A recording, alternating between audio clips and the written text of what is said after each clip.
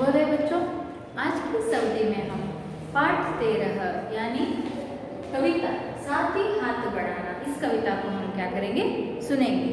तो फिर बच्चों, साथ ही हाथ बढ़ाना इस कविता के रचयिता यानी कवि साहिर लुधियानवी जी है। इनका संक्षिप्त में हम क्या करेंगे, परिचय प्राप्त कर लेंगे। साहिर लुधियानवी का असली नाम अब्दुल हतीम साहिर है। उनका जन्म 8 मार्च 1921 में लुधियाना के एक जागीरदार घराने में हुआ था। वे बहुत बड़े कवि तथा गीतकार थे। बम्बई में वे एक उर्दू पत्रिका के संपादक रहे। उन्होंने कई फिल्मों के लिए गीत लिखे हैं। उसी तरह 59 वर्ष की आयु में 25 अक्टूबर सन 1980 को दिल का दौरा पड़ने से इनका देहांत हो गया। इसी तरह 1964 और 1977 में उन्हें 2 बार फिल्म फेयर सर्वश्रेष्ठ गीतकार पुरस्कार भी मिला था। यह इनका संक्षिप्त परिचय है बच्चों। तो फिर साथ ही हाथ बढ़ाना इस कविता को आपके लिए क्यों रखा गया है, इसका आशय क्या है, इसका मूल उद्देश्य क्या है, देखेंगे। एक दूसरे के साथ मिलकर रहने से मुश्किल काम भी आसान हो जाता है, नए नए मार्ग खुलने लगते हैं। इस कविता में मिलजुल कर रहने से प्राप्त होने वाले परिणामों के बारे में बताया गया है। बच्चों, एकता में बल है, ಒಗ್ಗಟ್ಟಿನಲ್ಲಿ बल है, ये तो आपको मालूम है। उसी तरह कोई भी बड़ा काम हो, कठिन काम हो, अगर हम मिलजुल कर एक के साथ एक हाथ बटाकर काम करेंगे तो मुश्किल काम भी हमें क्या लगने लगती है, आसान लगने लगती है। कौन सी भी कठिनाई से हम बहुत सरलता से क्या कर सकते हैं, बाहर आ सकते हैं, अगर हम हाथ से हाथ मिलाएं यानी मदद करें तो, सहायता करें तो। इससे संबंधित एक कविता को अब हम सुनने जा रहे हैं। देखिए बच्चों, आप चित्र में देख सकते हैं। यहाँ पर साथ ही हाथ बढ़ाना, एक अकेला थक जाएगा, मिलकर बोझ उठाना, साथ ही हाथ बढ़ाना। देखिए, साथ ही हाथ बढ़ाना, एक अकेला थक जाएगा, मिलकर बोझ उठाना, साथ ही हाथ बढ़ाना। कवि कह रहे हैं साथी यानी हमारे जो साथी है, हमारे साथ जो काम कर रहे हैं उन्हें कह रहे हो साथ ही हाथ बढ़ाना, क्योंकि अकेले से यह कोई भी मुश्किल काम संभव नहीं है। एक अकेला थक जाएगा, थकना यानी सुस्ता हो।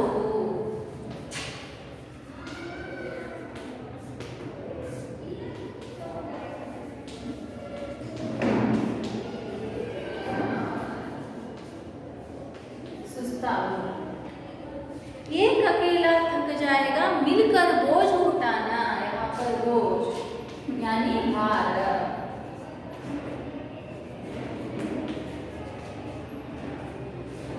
ಒಬ್ಬ ವ್ಯಕ್ತಿ ಕೆಲಸ ಮಾಡೋದ್ರಿಂದ ಆತನಿಗೆ ಏನಾಗ್ತದೆ, ಸುಸ್ತಾಗುತ್ತೆ. ಆದ್ದರಿಂದ ಆತನಿಗೆ ಒಬ್ಬನಿಗೆ ಭಾರವನ್ನು ಎತ್ತಲಿಕ್ಕಾಗಂಗಿಲ್ಲ. ನೀನೇನಾಗು ಜೊತೆಗೂಡು, ಆತನ ಕೆಲಸದಲ್ಲಿ ಆತನಿಗೆ ಸಹಾಯ ಮಾಡು, ಆತನ ಭಾರವನ್ನು ಏನು ಮಾಡು, ಕಡಿಮೆ ಮಾಡು ಅಂತ ಹೇಳಿ यहाँ पर कह रहे कवि। हम मेहनत करने वालों ने जब भी मिलकर कदम बढ़ाया, सागर ने रास्ता छोड़ा, पर्वत ने शीश झुकाया।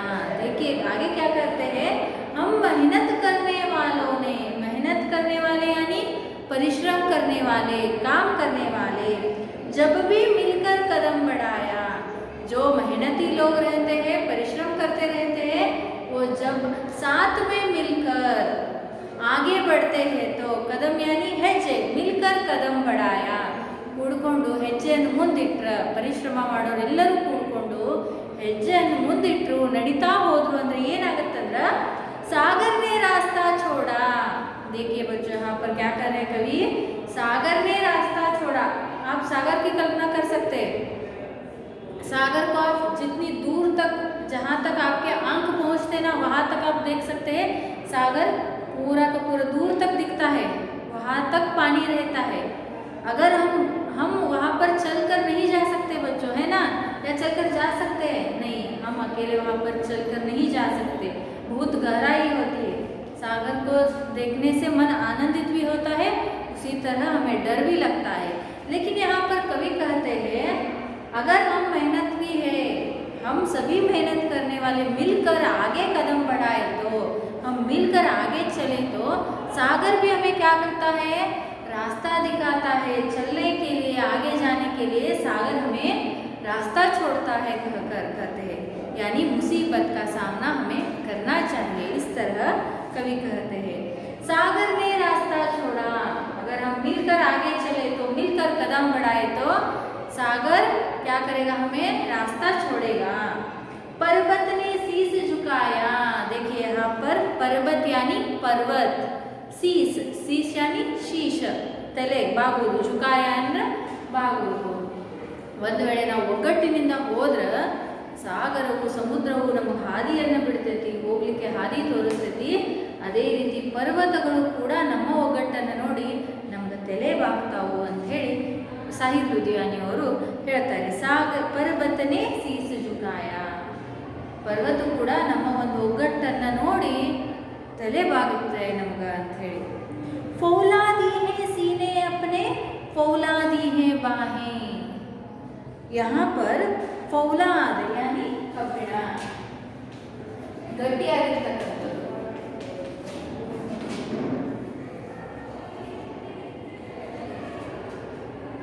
कवि आगे कहकर कहते हैं फौलादी है सीने अपने, फौलादी है बाहें. कवि कह रहे हमारे सीने क्या है, फौलाद है.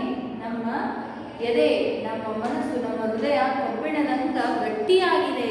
ಫೌಲಾದಿ ಹೈ ಬಾಹೆ, ನಮ್ಮ ಭುಜಗಳು, ನಮ್ಮ ಬಾಹುಗಳು ಕೂಡ ಹೆಂಗದವು, ಕಬ್ಬಿಣದಂಗ ಗಟ್ಟಿಯಾಗಿದ್ದಾವು, ಮೃದುವಾಗಿಲ್ಲ, ಬಂಗಾರದಂಗ ಮೆತ್ತಗಿಲ್ಲ, ಮೃದುವಿಲ್ಲ. हम चाहे तो चट्टानों में पैदा कर दे रहा है. यहाँ पर चट्टान,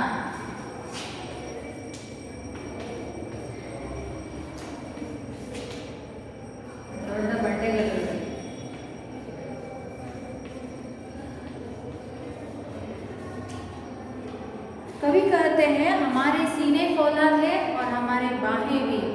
हम चाहे तो ನಾವು ಮನಸ್ಸು ಮಾಡಿದ್ರೆ, ನಾವು ಅನ್ಕೊಂಡ್ರೆ चट्टानों में पैदा कर दे राहें. यहाँ पर राह यानी हादी. ದೊಡ್ಡ ದೊಡ್ಡ ಬಂಡೆಗಲ್ಲುಗಳನ್ನು ಸರಿಸಿ ನಾವೇನು ಮಾಡ್ಕೋಬಹುದು, ರಸ್ತೆಯನ್ನು ಮಾಡ್ಕೋಬಹುದು. ಯಾವಾಗ ಹಮ್ ಚಾಹೇತು, ನಾವು ಮನಸ್ಸು ಮಾಡಿದ್ರೆ, ನಾವೆಲ್ಲರೂ ಒಂದಾದ್ರೆ ನಾವು ಆ ದೊಡ್ಡ ದೊಡ್ಡ ಬಂಡೆಗಲ್ಲುಗಳನ್ನು ಅಗದಿ ಸರಳವಾಗಿ, ಸುಲಭವಾಗಿ ಸರಿಸಿ ಹಾದಿ ಮಾಡ್ಕೋಬಹುದು. ಯಾಕಂದ್ರೆ ನಮ್ಮ ಶರೀರ, ನಮ್ಮ ಬಾವು ಹೆಂಗೈತಿ, ಕಬ್ಬಿಣದಂಗ ಗಟ್ಟಿಯಾಗಿದೆ. ಹಮ್ ಚಾಹೆ ತೋ ಚಟ್ಟಾನೋ ಮೇ ಪೈದಾ ಕರ್ ದೇ ರಾಹೆ. ಅಂತ ಬಂಡೆಗಲ್ಲುಗಳೊಳಗೆ ನಾವು ಹಾದಿಯನ್ನು ಹುಡುಕ್ಬೋದು, ಹಾದಿಯನ್ನು ಮಾಡಬಹುದು ಅಂತ ಹೇಳಿ ಕವಿ ಹೇಳ್ತಾರೆ. इसलिए हमें क्या करना चाहिए, साथ ही हाथ बढ़ाना. हमें हाथ बढ़ाकर, कदम मिलाकर, कदम से कदम मिलाकर, हाथ से हाथ मिलाकर मेहनत से काम करना चाहिए. आगे चलकर कहते हैं कवि, यहाँ पर देखिए इस पंक्ति में जैसे पर्वत बहुत विशाल रहता है, बलिष्ठ रहता है, अगर हम मिलकर आगे चले तो वह भी हमें शीश झुकाएगा. उसी तरह सागर बहुत विशाल है, अगर हम मिलकर चले तो वह भी हमें रास्ता दिखाएगा. और बड़े बड़े चट्टानों को भी हम क्या कर सकते हैं, काट कर उन्हें रास्ते से हटाकर राह बना सकते हैं. लेकिन हमें क्या करना चाहिए, मिलजुल कर रहना चाहिए और मिलजुल कर काम करना चाहिए. मेहनत अपने लेख की रेखा, मेहनत से क्या डरना, कल गैरों की खातिर की आज अपनी खातिर करना. आगे चलकर लुधियानवी जी कहते हैं मेहनत अपने लेख की रेखा. मेहनत यानी परिश्रम बच्चों, अपने लेख की रेखा, लेख की रेखा यानी ನಮ್ಮ ಹಣೆ ಬರಹ.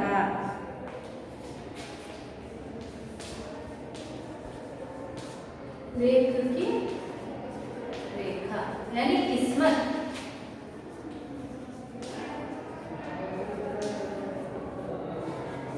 लेख की रेखा यानी ಹಣೆ ಬರಹ. ಪರಿಶ್ರಮ ಅನ್ನೋದು ನಮ್ಮ ಹಣೆ ಬರಹದಲ್ಲಿ ಬರೆದಿದೆ. ಮೆಹನತ್ ಅಪ್ನಿ ಲೇಖ ಕಿ ರೇಖಾ ಅಂದ್ರೆ ಸ್ವತಃ ಅಪ್ನಿ, ನಾವಾಗಿ ನಮ್ಮ ಹಣೆ ಬರಹವನ್ನು ಬರ್ಕೊಂಡಿವಿ, ಪರಿಶ್ರಮ ಮಾಡಬೇಕು ಅಂತ ಹೇಳಿ. ಮೆಹನತ್ अपने लेख की रेखा ನಮ್ಮ ಹಣೆ ಬರೋದೊಳಗೆ ಮೆಹನತ್ ಮಾಡಬೇಕು, ಪರಿಶ್ರಮ ಮಾಡಬೇಕು, ಅಂದಾಗ ಫಲ ಸಿಗ್ತೈತೆ ಅನ್ನೋದು ಇದ್ದ ಮೇಲೆ मेहनत से क्या डरना, तो फिर हमें मेहनत से क्यों डरना चाहिए? क्योंकि हमारे लेख की रेखा क्या है? मेहनत है। हमारे रेखा में, हमारे किस्मत में क्या है? मेहनत करना लिखा है, तो हमें मेहनत से डरना नहीं चाहिए, मेहनती होना चाहिए। कल गैरों की खातिर की, आज अपनी खातिर करना। यहाँ पर नया शब्द बच्चों खातिर,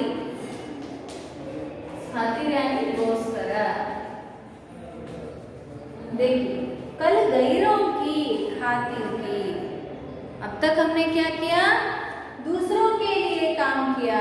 गैरों की, गैर यानी दूसरे लोग, हम नहीं, हमसे संबंधित लोग नहीं, दूसरे लोगों को, दूसरे लोगों के खातिर हमने क्या किया? काम किया। कल गैरों की खातिर की, अब तक हम मेहनत किसके लिए कर रहे थे? गैरों के लिए, ಪರರಿಗೋಸ್ಕರ ನಾವೇನು ಮಾಡ್ತಿದ್ವಿ? ಪರಿಶ್ರಮ ಪಡ್ತಿದ್ವಿ. आज अपनी खातिर करना, ಇವತ್ತಿನ ದಿನ ಹೆಂಗೈತಿ? ನನಗೋಸ್ಕರ ನಾನೇನು ಮಾಡಬೇಕು? ಶ್ರಮ ಪಡಬೇಕು. आज अपनी खातिर करना, आज मुझे मेहनत किसके लिए करना है? अपने आप के लिए करना है, हमारे लोगों के लिए करना है। कल तक हम किसके लिए करते थे? गैरों के खातिर काम करते थे, गैरों के खातिर मेहनत करते थे, लेकिन आज हमें अपने ही खातिर, खुद अपने के लिए क्या करना है? मेहनत करना है। उसी तरह आगे जाकर कहते हैं बच्चों, अपना दुख भी एक है साथी, अपना सुख भी एक। देखिए हम सब लोगों का दुख भी एक है और हम सब लोगों का सुख भी एक है। अपनी मंजिल सच की मंजिल, अपना रास्ता नेक। यहाँ पर मंजिल, मंजिल यानी गुरी अथवा लक्ष्य, नेक यानी ಸರಿಯಾದ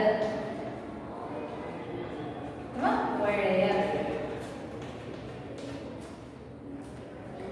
अपना दुख भी एक है, हम सब लोगों का दुख भी एक है। अगर एक को दुख हुआ तो हमें भी दुख होता है। उसी तरह एक के जीवन में खुशी आई तो हमें भी बहुत खुशी होता है। इसलिए हम सबका दुख भी एक है और हम सबका सुख भी एक है। उसी तरह हमारा मंजिल, अपनी मंजिल सच की मंजिल, ನಮ್ಮ ಗುರಿ ಏನೈತಿ? ಸತ್ಯದ ಗುರಿ ಐತಿ, ಒಳ್ಳೆ ಗುರಿಯನ್ನು ನಾವು ಇಟ್ಕೊಂಡಿವಿ। अपना रास्ता नेक, हमारा लक्ष्य क्या है? सच्चा है, सच की मंजिल है, हमारा लक्ष्य सच है और अच्छा है, इसलिए हमारा रास्ता भी क्या है? नेक है, यानी ಒಳ್ಳೆಯ ಸರಿಯಾದ।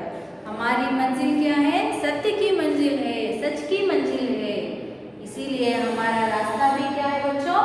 नेक है। नेकी के राह पर हम क्या कर रहे हैं? आगे बढ़ रहे हैं, इसलिए साथ ही हाथ बढ़ाना। देखिए इस पंक्ति में देखिए हमने क्या क्या सीखा? हमने हमारे लेख की रेखा हम नहीं बदल सकते, मेहनत करना हमारे लेख में है तो हमें मेहनत से डरना नहीं है। कल तक हमने गैरों के लिए क्या किया? काम किया, मेहनत किया। आज से हमें अपने खातिर क्या करना है? मेहनत करना है, क्योंकि हम सब लोगों का सुख भी एक है और दुख भी एक है। इसलिए हमारा लक्ष्य कैसा है? सच है, हमारी मंजिल सच की मंजिल है और हमारा रास्ता भी क्या है? नेकी का रास्ता है, इसलिए साथ ही हाथ बढ़ाना। आगे चलकर देखिए, एक से एक मिले तो कतरा बन जाता है दरिया, एक से एक मिले तो जर्रा बन जाता है सहरा। देखिए आगे जाकर विद्यार्थी जी कहते हैं एक से एक मिले तो कतरा। यहाँ पर कतरा यानी हनी, नीरिನ हनी, बूंद। ನಿಮ್ಗೆ ಗೊತ್ತೈತಿ ಹನಿ ಹನಿ ಕೂಡಿದರೆ ಹಳ್ಳ, ತೆನೆ ತೆನೆ ಕೂಡಿದರೆ ರಾಶಿ, ಹೌದಾ? इसलिए कहते हैं एक से एक मिले तो कतरा बन जाता है दरिया, ಸಮುದ್ರನ ಆಗ್ಬೋದು, ಒಂದು ಹನಿ ಸೇರಿದ್ರೆ ಹಳ್ಳ ಆಗ್ತೈತೆ ಅಂತ ಹೇಳ್ತಾರೆ। उसी तरह यहाँ पर एक से एक मिले तो जर्रा, जर्रा यानी माला, जर्रा यानी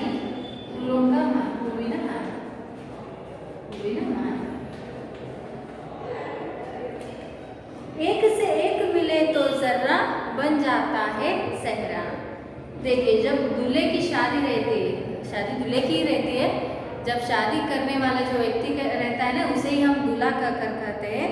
दूल्हे के आंखों के सामने सिर पर एक जर्रा सेहरा बांधा रहता है बच्चों, आपने देखा होगा। वह सेहरा किससे बनता है? जर्रा से बनता है, यानी फूलों से मिलकर फूलों की माला बनती है। एक एक फूल मिलकर क्या होते हैं? जर्रा बनते हैं। हाँ, ಒಂದು ಹೂ ಕೂಡಿದಾಗ ಏನಾಗ್ತೈತಿ? ಹೂವಿನ ಮಾಲೆ ಆಗ್ತೈತಿ. ಈ ಹೂವಿನ ಮಾಲೆ ಕೂಡ್ಕೊಂಡು ಏನಾಗ್ತೈತಿ? सेहरा ಆಗ್ತೈತಿ ಅಂತ ಹೇಳ್ತಾರೆ। एक से एक मिले तो जर्रा बन जाता है सेहरा। यहाँ पर फूल से फूल मिले तो एक फूल से एक फूल, उसके बाद एक फूल से फूल मिले तो जर्रा बनता है, और जर्रे से जर्रा मिला तो क्या बनता है जी? सेहरा बनता है। उसी तरह एक से एक मिले तो राई बन सकती है पर्वत। देखिए बच्चों, किस तरह राई यानी सरसों,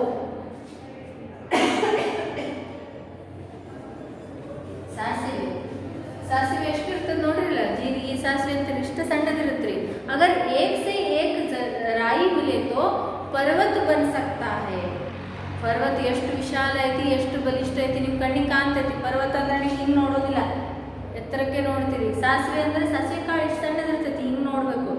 ಅದೇ ಸಾಸಿವೆ ಕಾಳು ಎಲ್ಲ ಜೊತೆಗೂಡಿದ್ವು ಅಂದ್ರೆ ಪರ್ವತನ ಆಗ್ಬೋದು। ಪರ್ವತ ಆಗೋದಂದ್ರೆ ಅಷ್ಟು ಶಕ್ತಿ ಅದರಲ್ಲಿ, ಅಷ್ಟು ಬಲಿಷ್ಠತೆ ಕೂಡ್ತೈತಿ, ಅಂದ್ರೆ ಒಗ್ಗಟ್ಟಿನಲ್ಲಿ ಬಲ ಇದೆ ಅಂತ ಹೇಳ್ತಾರೆ।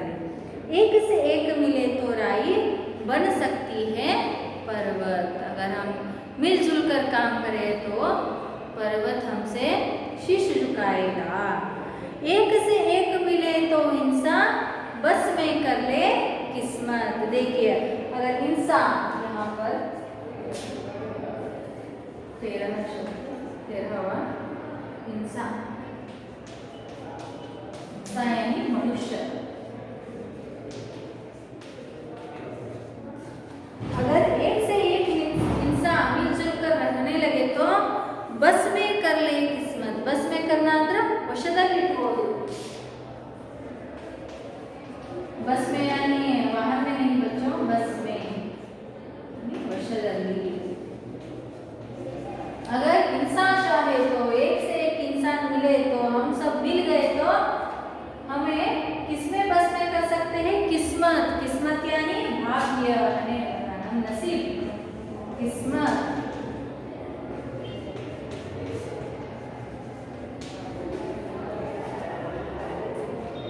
अगर हम मिलजुल कर काम करेंगे तो एक एक लोग कहते हैं, देखिए मेरी किस्मत में कुछ भी नहीं लिखा है, लोग मैं कुछ भी करता हूँ मेरे हाथ ही नहीं लगता, ऐसे हम कभी कभार कहते हैं।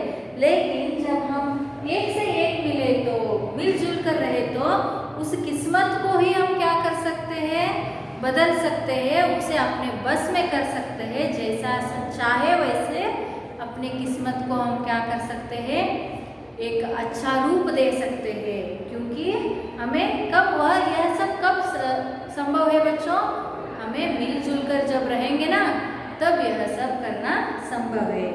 एक से एक मिले तो इंसान बस में कर ले किस्मत, क्योंकि साथ ही हाथ बढ़ाना। देखिए बच्चों, इन पंक्ति में कवि यह कहने का प्रयास कर रहे हैं कि हमें मिलजुल कर काम करना चाहिए। अगर हम मिलजुल कर मन से काम करेंगे तो क्या क्या कर सकते हैं? जैसे कि कतरा कतरा मिलकर दरिया बन सकता है, जैसे जर्रा जर्रा मिलकर सहरा बन सकता है, उसी तरह छोटा राई मिलकर पर्वत बन सकता है। उसी तरह हम अगर इंसान आपस में मिलजुल कर रहेंगे तो हमारे किस्मत को ही हम क्या कर सकते हैं? अपने वश में ले सकते हैं। इसलिए हमें क्या करना चाहिए? मिलजुल कर आगे बढ़ना चाहिए। आगे बढ़ते हुए अपनी बाहों को फैलाते हुए आगे चलकर कदम बढ़ाना चाहिए।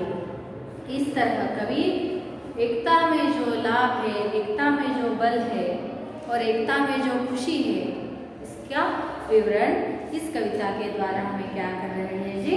साहित्य लुधियानी जी बहुत मार्मिकता से इसका चित्रण यहाँ पर कर रहे हैं। तो फिर बच्चों, आपको इस कविता को कंठस्थ करना है और इस कविता से संबंधित सभी अभ्यासों को आपको क्या करना है? है, फेयर में लिखना है। उसी तरह इस पाठ से संबंधित योजना कार्य यानी असाइनमेंट मैं आपको दे रही हूँ। इस असाइनमेंट को आपको A4 साइज पेपर में अच्छी तरह से लिखना है और अपना स्वविवरण यानी अपना नाम, कक्षा, यह सब आपको अंग्रेजी में नहीं हिंदी में ही डालना है। अपना स्कूल का नाम, पाठशाला का नाम, उसी तरह अपना नाम, कक्षा, स्थल, यह सब आपको क्या करना है, स्वविवरण आपको हिंदी में ही लिखना है। अगर आप अंग्रेजी में लिखें तो आपके असाइनमेंट को मैं नहीं ले सकती। तो फिर बच्चों आप क्या कीजिए, इस कविता को कंठस्थ कीजिए। इस कविता से संबंधित जो अभ्यास है अगली कक्षा में हम क्या करेंगे, उसके ऊपर चर्चा करेंगे। धन्यवाद बच्चों।